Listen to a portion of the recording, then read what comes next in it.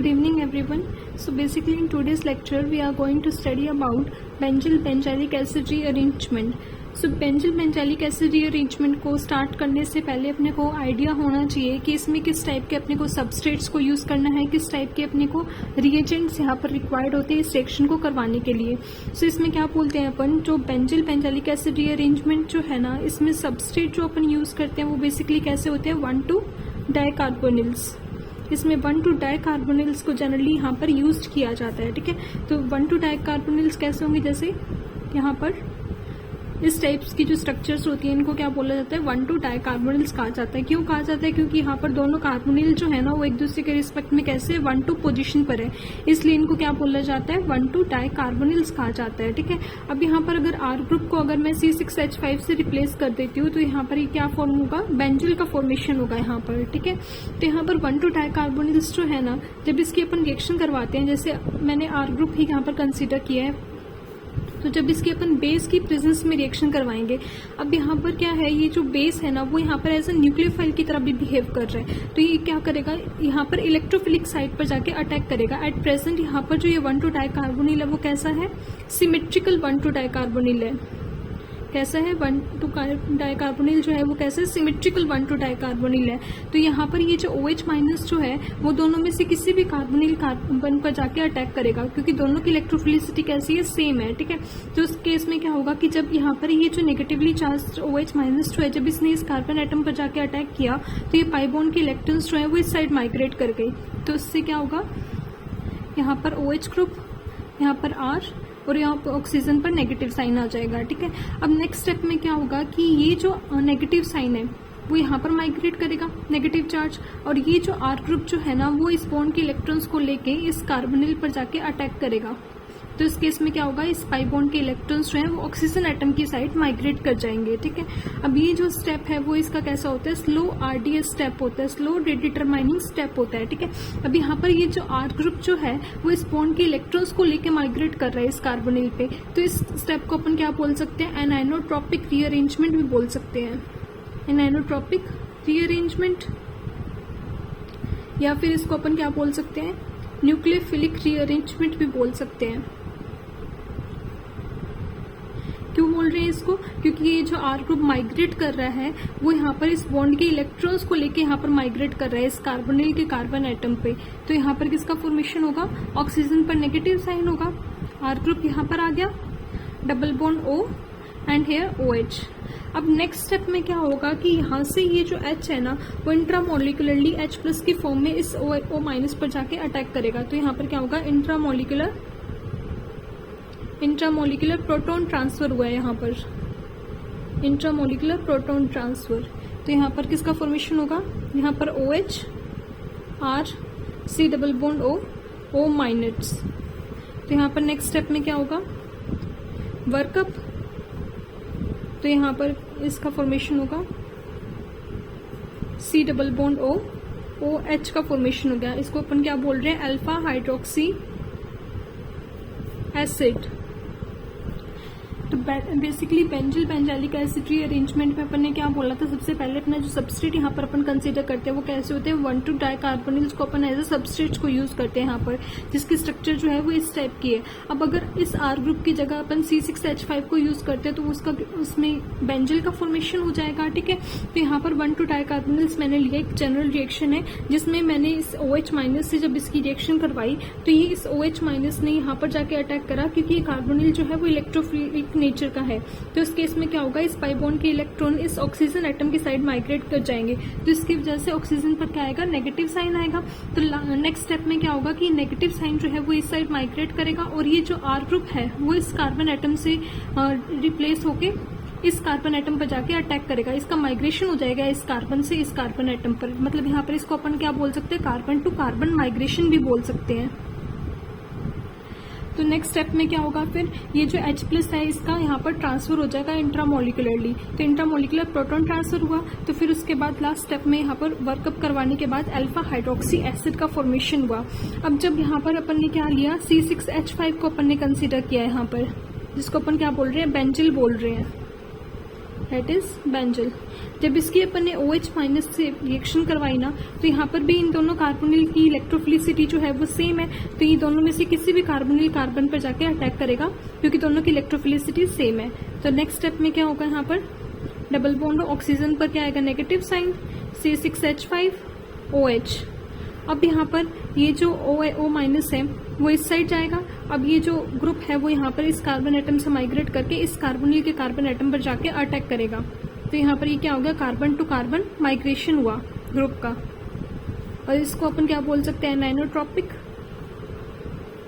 और the nucleophilic rearrangement बोल सकते हैं इसको अपन।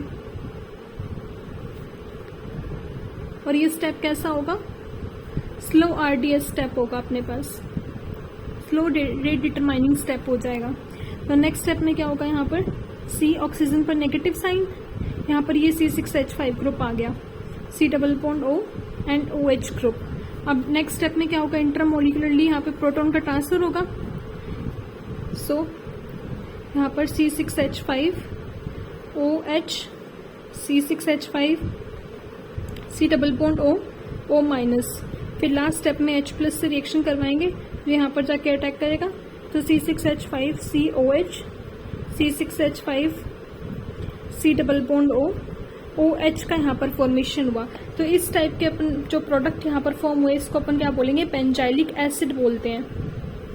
सो इस टाइप के रीअरेंजमेंट को अपन क्या बोलते हैं, बेंजाइलिक एसिड रीअरेंजमेंट बोलते हैं।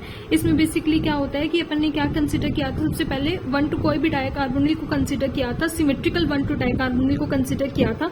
जब इसकी अपन ने बेस की प्रेजेंस में रिएक्शन करवाई जो न्यूक्लियोफाइल की तरह भी बिहेव कर रहा है, तो इसने इलेक्ट्रोफिलिक साइड पर जाके अटैक किया।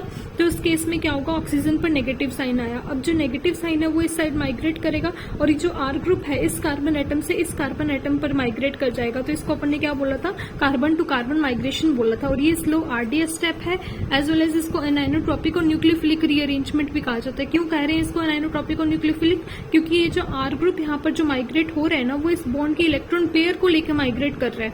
इसकी वजह से इसको अपन क्या बोल रहे हैं, anionotropic as well as nucleophilic rearrangement भी बोल रहे हैं। फिर नेक्स्ट स्टेप में यहाँ पर क्या हुआ था, इंट्रामोलिकुलरली यहाँ पर प्रोटॉन का ट्रांसफर किया जाता है। फिर लास्ट स्टेप में वर्कअप करवाने के बाद अपने पास अल्फा हाइड्रोक्सी एसिड्स का फॉर्मेशन होता है।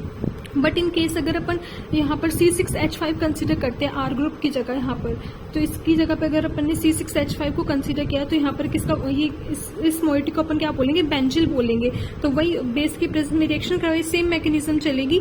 अब यहाँ पर OH माइनस जो है वो न्यूक्लियोफिलिक नेचर भी रख रहा है, तो यहाँ पर इलेक्ट्रोफिलिक साइड पर जाकर अटैक करेगा। एट प्रेजेंट दोनों कार्बोनिल कैसे हैं, सिमेट्रिकल है, तो उस केस में किसी भी कार्बोनिल पर जाकर अटैक कर सकता है, ये यहाँ पर भी जाकर अटैक कर सकते हैं, सेम मैकेनिज्म चलेगी इस केस में भी। तो यहाँ पर फिर नेक्स्ट स्टेप में जो ऑक्सीजन पर नेगेटिव साइन है वो इस साइड माइग्रेट करेगा और ये जो ग्रुप है वो इस कार्बन एटम पर शिफ्ट करेगा, इस कार्बन एटम में माइग्रेट करेगा। इसकी वजह से पाई बॉन्ड के इलेक्ट्रॉन्स जो है वो इस साइड माइग्रेट कर जाएंगे। इसकी वजह से क्या होगा, ऑक्सीजन एटम जो है उस पर क्या आएगा, नेगेटिव साइन आ जाएगा। ठीक है, अब फिर लास्ट स्टेप में यहाँ पर नेक्स्ट स्टेप में क्या होगा कि यहाँ से प्रोटॉन का इंट्रामोलिकुलरली यहाँ पे प्रोटॉन ट्रांसफर होगा, इंट्रामोलिकुलर प्रोटॉन यहाँ पर ट्रांसफर होगा। फिर लास्ट स्टेप में वर्कअप या H प्लस प्रोवाइड करवाएंगे इसको, तो यहाँ पर बेंजाइलिक एसिड का यहाँ पर फॉर्मेशन होगा। अभी तक जो अपन ने 1 टू डाइकार्बोनिल्स कंसीडर किए थे वो कैसे थे, सारे सिमेट्रिकल 1 टू डाइकार्बोनिल्स थे।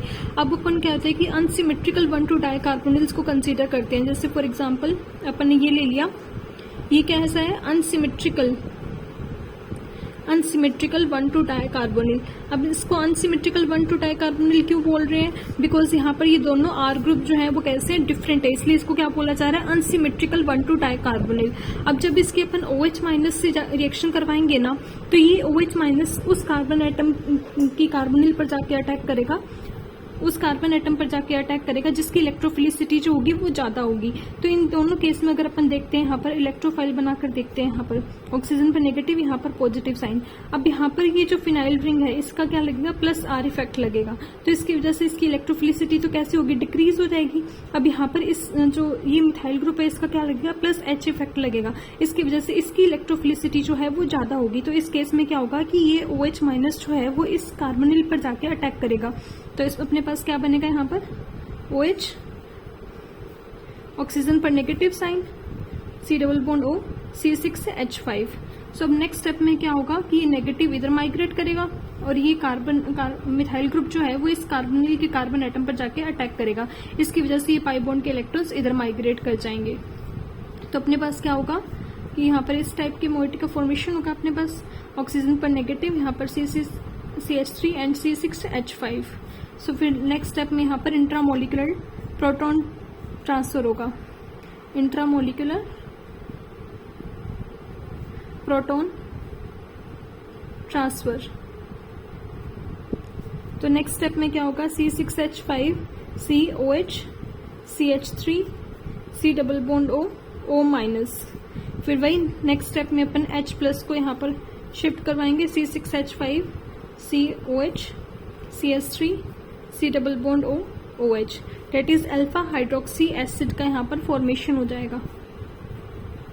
तो अपन ने पहला जो केस था उसमें अपन ने क्या कंसीडर किया था, सिमेट्रिकल 1,2 डाइकार्बोनिल कंसीडर किया था। अब ये जो केस सेकंड है इसमें अपन ने क्या कंसीडर किया, अनसिमेट्रिकल 1,2 डाइकार्बोनिल को कंसीडर किया है। अनसिमेट्रिकल 1,2 डाइकार्बोनिल में अपने को क्या चेक करना होता है कि जो ये बेस अपन ने कंसीडर किया जिसके पास न्यूक्लियोफिलिक कैरेक्टर भी है, इस केस में क्या होगा कि उस कार्बोनिल पे जाके अटैक करेगा जिसकी इलेक्ट्रोफिलिसिटी कैसी होगी, ज्यादा होगी। तो यहाँ पर अपन ने एक बार तो क्या ले लिया, एक R ग्रुप को अपन ने CH3 से रिप्लेस कर दिया, एक R ग्रुप को अपन ने किससे रिप्लेस कर दिया, C6H5 से रिप्लेस कर दिया।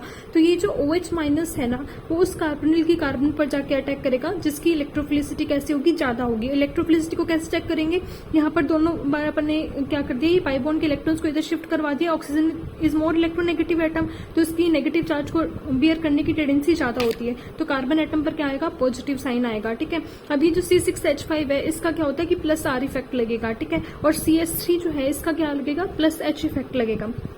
तो यहाँ पर ये जो प्लस R इफेक्ट है वो इस इलेक्ट्रोफिलिक जो सेंटर है इसकी इलेक्ट्रोफिलिसिटी को क्या करेगा, डिक्रीज करेगा। और यहाँ पर क्या लग रहा है, प्लस H इफेक्ट लग रहा है। ठीक है, तो प्लस R डोमिनेंट होता है प्लस H पे, इसकी वजह से ये जो OH माइनस जो है ना वो इस कार्बोनिल के कार्बन एटम पर अटैक करेगा जाके, क्योंकि यहाँ पर इसकी इलेक्ट्रोफिलिसिटी कैसी होगी, ज्यादा होगी। तो उसके बाद क्या होगा कि यहाँ पर ऑक्सीजन पर नेगेटिव साइन आएगा, फिर ये इधर माइग्रेट करेगा, फिर जो मिथाइल ग्रुप है वो इस कार्बन एटम से इस कार्बन एटम पर माइग्रेट कर जाएगा। मतलब यहाँ पर क्या होगा, कार्बन टू कार्बन माइग्रेशन हुआ है। और ये कैसा स्टेप होगा, स्लो RDS स्टेप कहा जाता है इसको।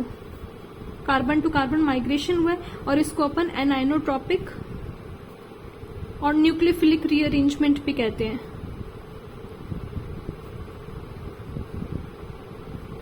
फिर नेक्स्ट स्टेप में क्या होगा कि इंट्रामोलिकुलरली यहाँ पर प्रोटॉन ट्रांसफर करवाया जाएगा। तो इंट्रामोलिकुलर प्रोटॉन ट्रांसफर करवाने के बाद लास्ट स्टेप में अपने पास क्या होगा, वर्कअप का स्टेप होगा जिसमें H+ जो है वो यहाँ पर जाके अटैक करेगा और यहाँ पर अपने पास कोर्सपोंडिंगली अल्फा हाइड्रोक्सी एसिड्स का फॉर्मेशन हो जाएगा। अब अपन इसमें प्रिपरेशन देखते हैं इसकी, अपन 1,2 डाइकार्बोनिल्स को कैसे प्रिपेयर करवा सकते हैं। प्रिपरेशन ऑफ 1,2 डाइकार्बोनिल्स, सबसे फर्स्ट जो प्रिपरेशन है वो इसका कैसे होगा, फर्स्ट प्रिपरेशन में इसमें क्या होगा, जैसे यहाँ पर क्या है, OH ग्रुप है, यहाँ पे कार्बोनिल, यहाँ पे R। जब इसका अपन ने नॉर्मल ऑक्सीडेशन करवाया तो यहाँ पर किसका फॉर्मेशन होगा, 1,2 डाइकार्बोनिल्स का। सेकंड, जैसे अपन ने यहाँ पर 2 OH ग्रुप ले लिए, जब इसका अपन किससे रिएक्शन करेंगे, COCl whole twice DMSO minus 60 degree centigrade to 0 degree ET3N base, इसको अपन क्या बोल रहे हैं, स्वर्ण ऑक्सीडेशन। ये रिएजेंट जो है वो किसके हैं, स्वर्ण ऑक्सीडेशन के रिएजेंट है। इनकी प्रेजेंस में क्या होगा, स्वर्ण ऑक्सीडेशन होगा, जिससे 1,2 डायोल जो है वो किस में कन्वर्ट हो जाएगा, 1,2 डाइकार्बोनिल्स में कन्वर्ट हो जाएगा, 1,2 डाइकार्बोनिल। थर्ड जो मेथड ऑफ प्रिपरेशन है वो कैसा होगा, यहाँ पर जैसे अपन ने साइक्लोहेक्सेनॉन ले लिया, जब इसकी अपन रिएक्शन करवाएंगे SiO2 से, सेलेनियम ऑक्साइड से, तो यहाँ पर किसका फॉर्मेशन होगा, 1,2 डाइकार्बोनिल्स का फॉर्मेशन होगा। फोर्थ मेथड ऑफ प्रिपरेशन इसका कैसा होगा, जब इसमें अपन ने क्या ले लिया, यहाँ पर OH, यहाँ पर C double bond O carbonyl, तो यहाँ पर जब इसकी बिस्मथ ऑक्साइड से रिएक्शन करवाएंगे तो यहाँ पर भी क्या होगा, 1,2 डाइकार्बोनिल्स का फॉर्मेशन हो जाएगा। So this all are the substrate for the benzilic acid rearrangement. Thank you.